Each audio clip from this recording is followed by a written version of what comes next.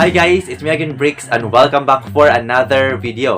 So guys, this video is para ito doon sa mga magsisimula pa lang mag-YouTube, mag-vlogging, at kapag nag-YouTube ka, nag-vlog ka, is kailangan mo ring matutong mag-edit ng video. Pero guys, kung marunong ka na mag-edit ng video, is pwede mo nang i-skip itong video na to.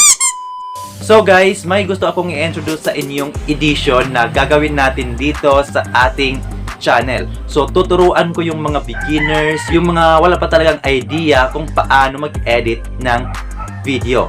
At ang gagamitin nating software or application guys is KINEMASTER. So, para ito guys, sa mga cellphone lang yung ginagamit sa pag-vlog tulad ko. So, gusto ko rin i-share sa inyo yung mga basic editing na nalalaman ko tungkol sa KINEMASTER. So, itong edition na to guys is tinatawag kong KINEMASTER in a minute basics. In a minute, kasi quick tutorial lang siya guys.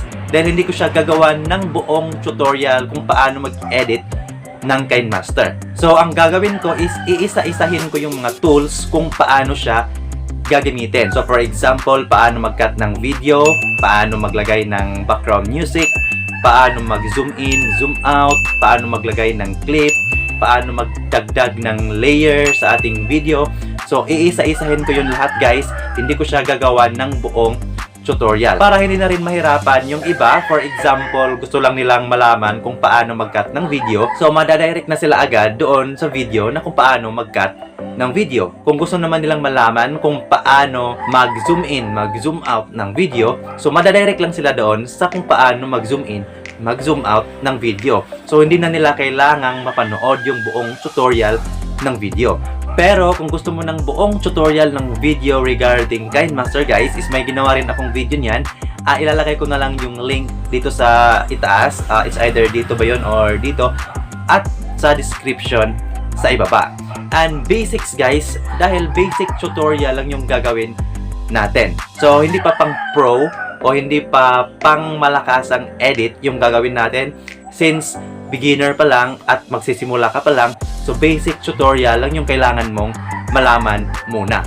So yun yung gagawin natin guys. Tuturuan ko kayo from adding clip to exporting your video. At ang una nating gagawin sa edition na ito ngayon guys is kung paano maglagay or mag-add ng video clip sa KINEMASTER.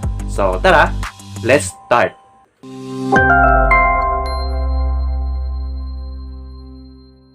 So, para makapag-add ng video clip sa KINEMASTER guys is after nyo i-open yung application is i-click nyo lang itong plus sign and then select 16:9 aspect ratio.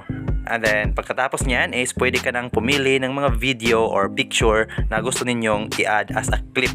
So, ayan guys, nakapag-add na tayo ng video sa ating KINEMASTER application. So, ito na yung video na pwede nating i-edit, i-cut, at lahat-lahat kung ano yung gusto mong gawin sa yung video.